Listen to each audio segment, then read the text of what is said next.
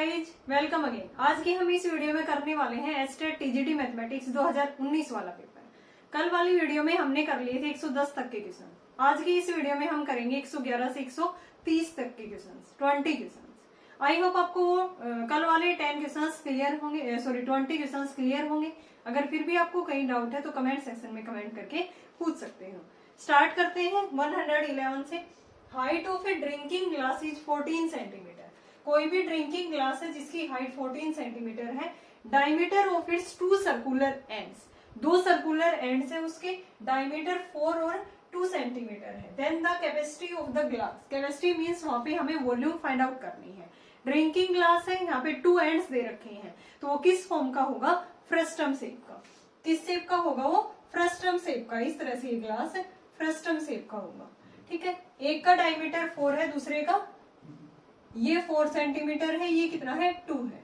तो रेडियस क्या हो जाएगी? इसकी 2 हो जाएगी, इसकी 1, और हाइट कितनी है? 14 सेंटीमीटर। डायरेक्ट वॉल्यूम का फॉर्मूला होता है और हमें कुछ भी नहीं करना था इसके अंदर।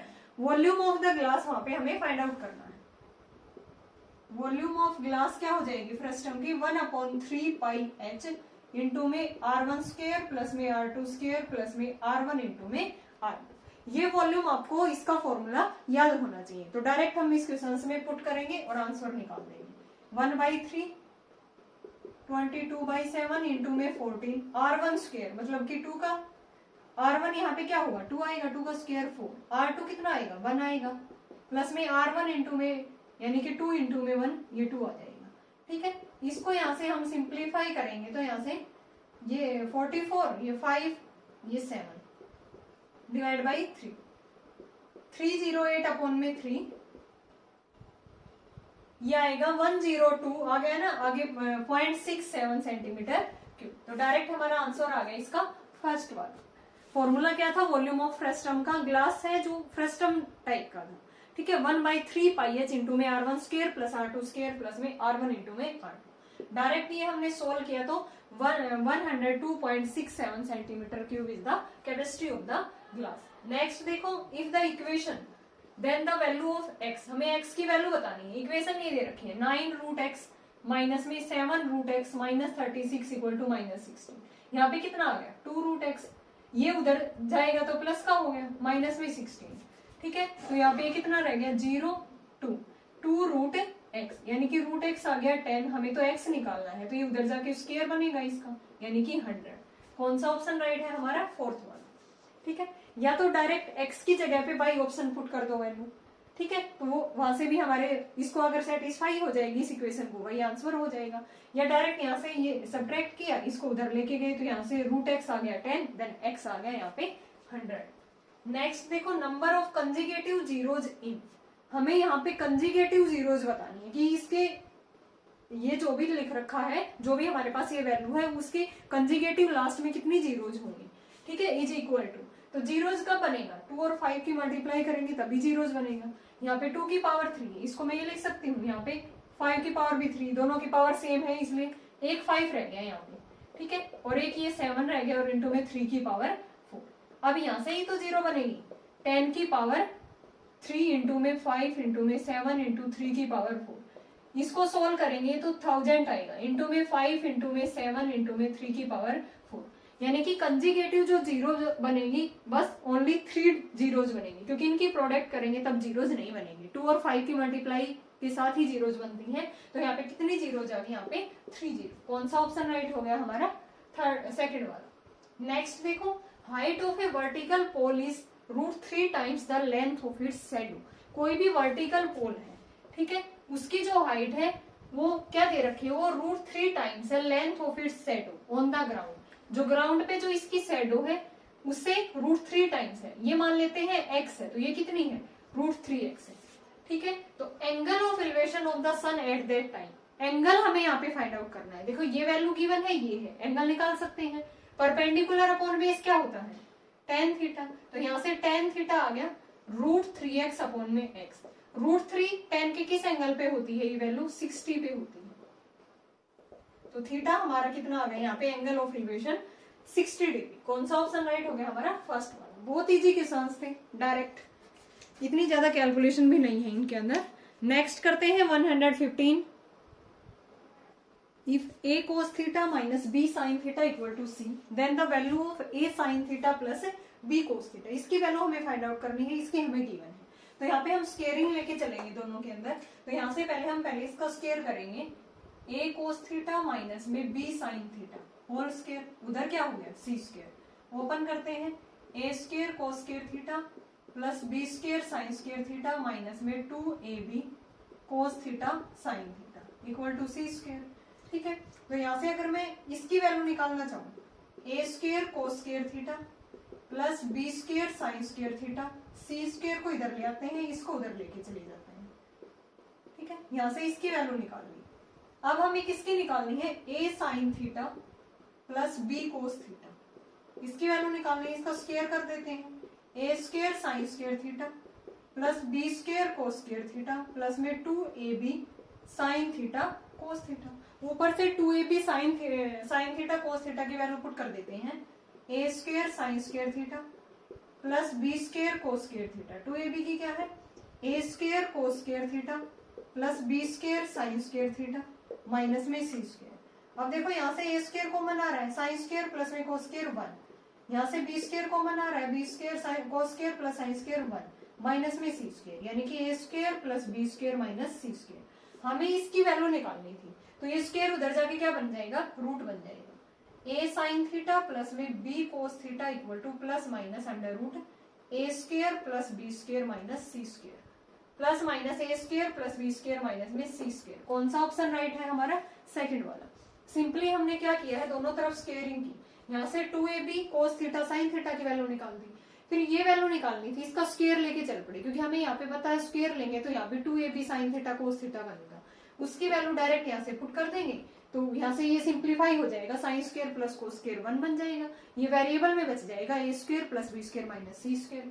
यहाँ पे इसका स्क्वायर था, हमें इसकी वैल्यू ये निकालनी थी, तो ये स्क्वायर उधर जाके square root plus minus under root a square plus b square minus में c स्क्वायर। नेक्स्ट देखो, थर्ड टर्म निकालनी थी हमें सीक्वेंस की। थर्ड टर्म मीन्स a3 निकालना है, माइनस 1 की पावर 3 माइनस में 7, माइनस 1 की पावर 3 माइनस 1, 3 माइनस 7 माइनस 4, तो कितना आंसर आ गया यहाँ पे 4।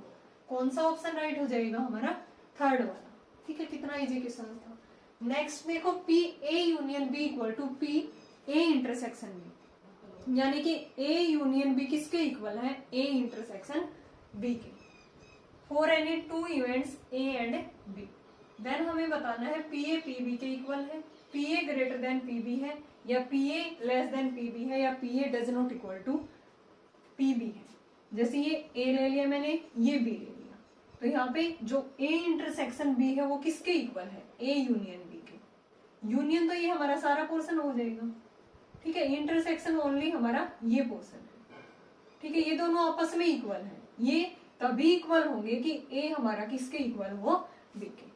अगर ए बी के इक्वल होगा तो यहाँ पे ए इंटरसेक्शन बी कर लो, चाहे ए यूनियन बी कर लो, यही तो आएगा हमारा। तो यहाँ से क्या हो जाएगी उनकी प्रोबेबिलिटी, पी ऑफ ए किसके इक्वल हो जाएगा, पी ऑफ बी के। इस तरह से वेन डायग्राम से हम देख सकते हैं। तो यहाँ पे कौन सा ऑप्शन राइट हो जाएगा हमारा, फर्स्ट वाला, P A equal to P B. Next है, if one of the zeros of the polynomial x cube plus a x square plus b x plus c is -1, यानी कि एक जीरोज हमें given है, प्रोडक्ट निकालनी है other two zeros की। क्या निकालना है हमें, प्रोडक्ट निकालनी है अदर टू जीरोज की। अगर एक जीरो -1 है तो इसको सेटिस्फाई करेगा, इसमें पुट करते हैं -1 की पावर 3 a इंटू -1 का स्क्वायर माइनस बी प्लस में सी, तो -1 प्लस में a माइनस बी प्लस में सी। ठीक है, तो यहाँ से c की वैल्यू कितनी आ गई हमारी, इनको उधर लेके जाते हैं, b माइनस ए प्लस में 1, c क्या आ गया, b माइनस ए प्लस में 1। हमें प्रोडक्ट निकालनी है। प्रोडक्ट क्या होती है, तीनों यहाँ पे क्यूबिक पॉलिनोमियल है, तो अल्फा बीटा गामा 3 जीरोज होंगी, इनकी जो प्रोडक्ट होती है वो माइनस डी बाई ए होती है। ठीक है, यहाँ पे डी की वैल्यू क्या है, सी, माइनस सी बाई ए की वैल्यू क्या है यहाँ पे 1, यानी कि माइनस सी के इक्वल आ गया। और ये क्या था, हमारी एक जीरोज क्या दे रखी थी, -1। अदर टू जीरोज की प्रोडक्ट हमें फाइंड आउट करनी थी, माइनस से माइनस, तो बीटा गामा किसके इक्वल आ गया, सी के, यानी कि अदर टू जीरोज की प्रोडक्ट सी के इक्वल, इसलिए ऊपर से हमने सी निकाला था, वो क्या था, बी माइनस ए प्लस में 1। कौन सा ऑप्शन राइट है हमारा? बी माइनस ए प्लस में 1। First option is the right answer. एक बार फिर से देखो, -1 क्यूबिक पॉलिनोमियल की जीरोस गिवन थी, हमें प्रोडक्ट निकालनी है अदर टू जीरोस की, ठीक है। तो यहाँ पे इसके x की जगह पे -1 पुट किया तो c क्या आ गया? b माइनस ए प्लस में 1 आ गया c की वैल्यू। फिर तीनों की प्रोडक्ट क्या होती है? -d/a, ठीक है। तो अल्फा की जगह पे -1 पुट किया, d की वैल्यू यहाँ पे c है, a की 1 है, तो माइनस से माइनस कैंसिल आउट, तो अदर टू जीरोस की जो प्रोडक्ट है वो c के इक्वल आ गया। ऊपर से c क्या था? b माइनस ए प्लस में 1। नेक्स्ट करते हैं 119। If 15c3r equal to 15cr plus में 3 then r is equal to, हमें r बताना है। ये किस टाइप का रिलेशन हमें गिवन है? ncr इक्वल टू nc, अगर n माइनस में r हो, इस टाइप से, ठीक है। 15 माइनस में ये करेंगे तो यहाँ पे क्या आ जाएगा? एक तो रिलेशन होता है डायरेक्ट n इक्वल टू, इनको हम ऐड कर देते हैं, इनका जो एडिशन है वो किसके इक्वल आएगा? n के इक्वल ही आएगा, ठीक है। तो यहाँ से अगर 3r प्लस में हम ये करेंगे, n की वैल्यू कितनी है? 15 है, तो यहाँ पे क्या कितना हो जाएगा? 15 इक्वल टू 3r प्लस में r प्लस में 3, ये 4r प्लस में 3 इक्वल टू 15, यहाँ से 4r कितना आ गया? 12, r की वैल्यू कितनी आ गई? 3। कौन सा ऑप्शन राइट हो गया हमारा? थर्ड वाला।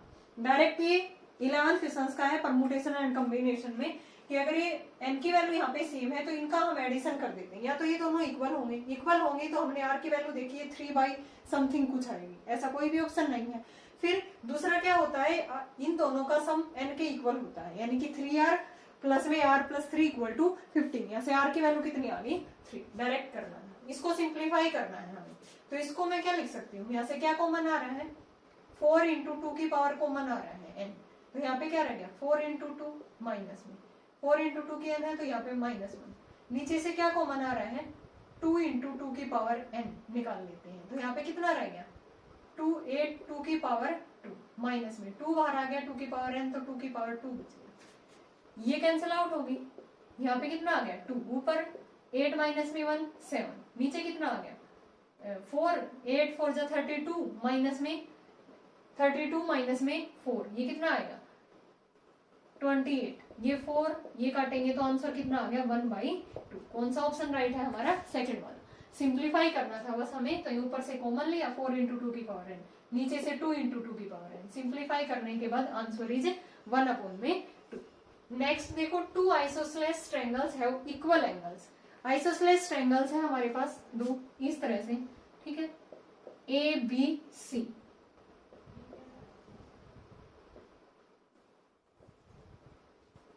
दूसरी है पी क्यू आर, दोनों का एक एंगल्स हमें इक्वल गिवन है, ठीक है, इक्वल एंगल्स है। वहां से इसका एल्टीट्यूड ले लेते हैं ये हम AD, इसका PN, ठीक है, ये एंगल इसके इक्वल है। अब हमें क्या बताना है? Ratio of their corresponding height, height का रेशियो किसके इक्वल होगा? हमें एरिया गिवन है दोनों ट्रायंगल का, तो ये दोनों ट्रायंगल पहले तो क्या होंगी? सिमिलर। फिर सिमिलर ट्रायंगल्स का एक डायरेक्ट रिजल्ट है वो हमें ध्यान करना है कि जो इनका एरिया होता है, area of triangle ABC equal to area of triangle PQR, वो किसके इक्वल टू होगा? इनकी जो कोरस्पॉन्डिंग हाइट है AD बाई PN, ठीक है, इसके क्या होगा? ये इक्वल होगा, इनका जो किसके, इसके स्क्वायर के इक्वल होगा, ठीक है। तो ABC बाई ये कितना दे रखा है? 16/25 दे रखा है, ये आ गया AD बाई PN का स्क्वायर, तो ये किसका स्क्वायर बन रहा है? 4/5 का स्क्वायर। तो जो हमारी कोरस्पॉन्डिंग हाइट है उसका रेशियो क्या आ गया? 4:5, ठीक है।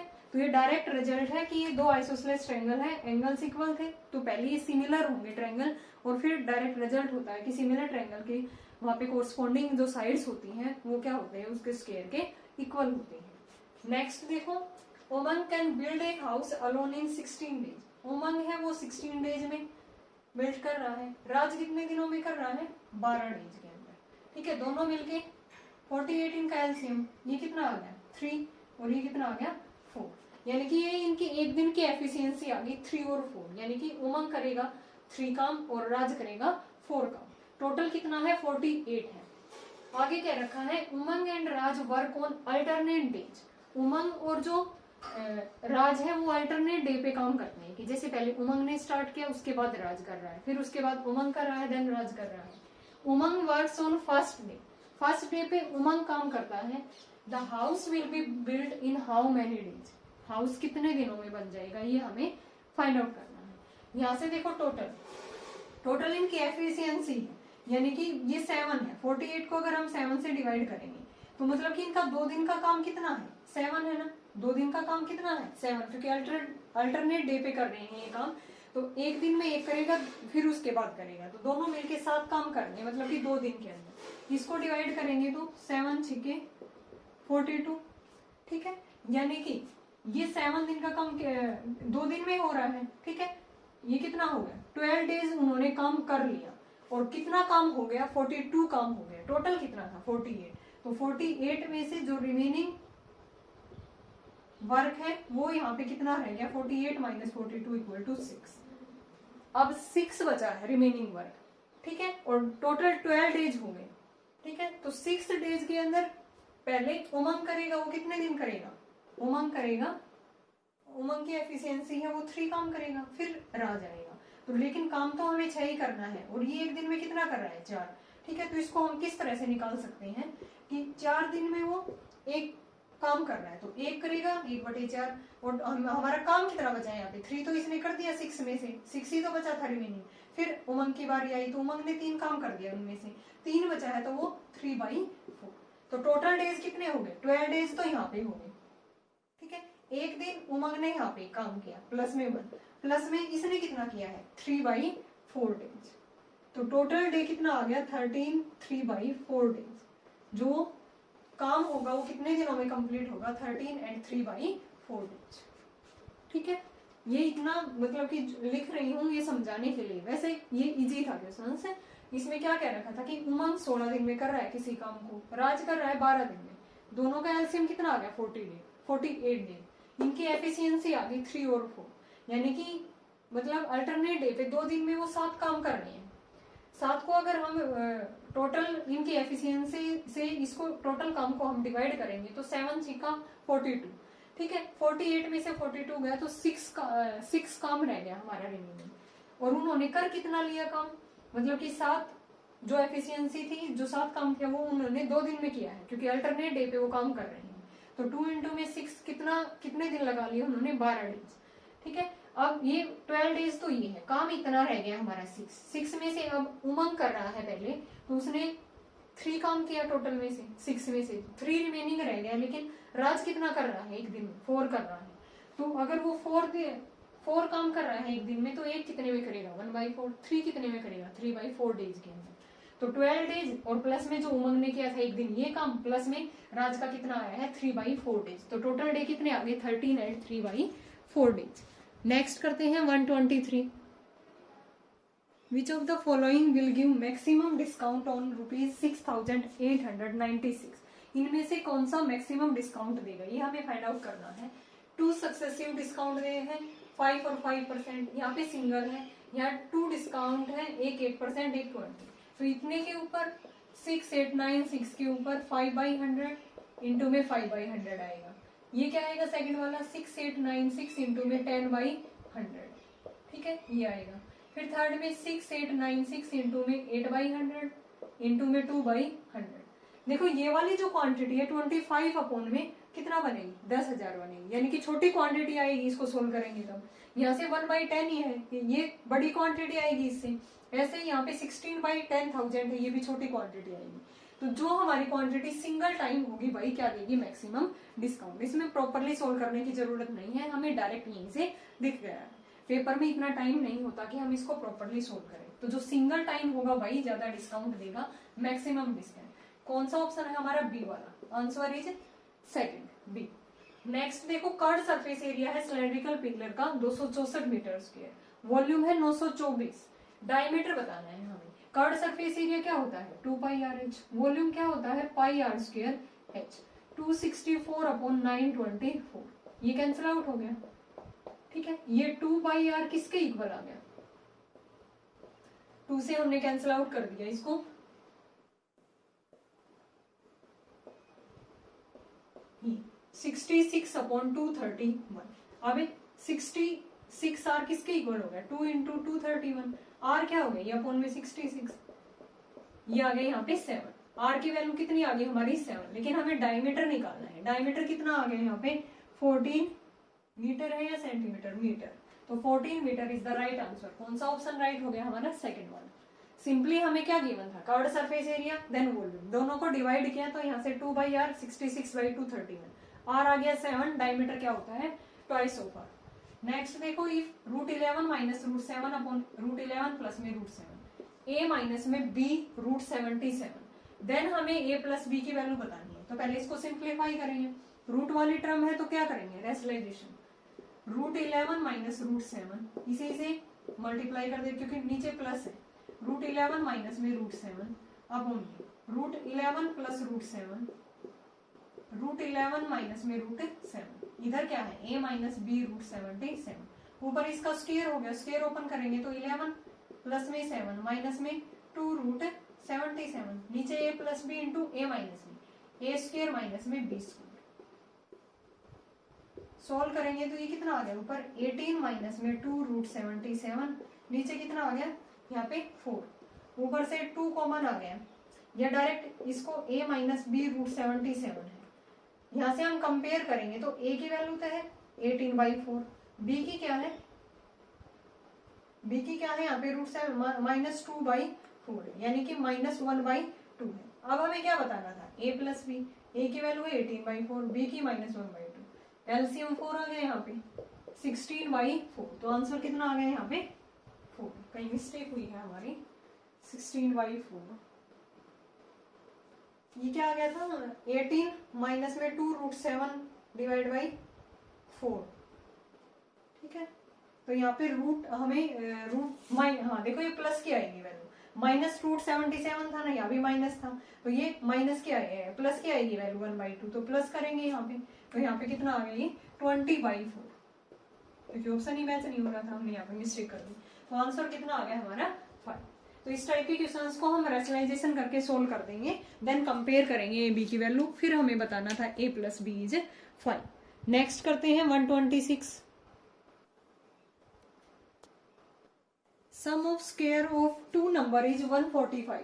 If square root of one number is 3, then other number is equal to, square दे रखा है हमें 2 नंबर का और उनका sum 145, square root of 1 number is 3, तो नंबर क्या हो गया यहाँ पे 9, उधर जाके स्क्वायर करेंगे, तो यहाँ पे x का स्क्वायर 81 प्लस में y square equal to 145, y square कितना आ गया 145 माइनस में 81, ये कितना आ गया यहाँ पे 6, ये किसका स्क्वायर होता है 8 का, तो जो दूसरा नंबर है वो कितना आ गया हमारा 8। कौन सा ऑप्शन राइट है हमारा, लास्ट वाला, इजी था बिल्कुल।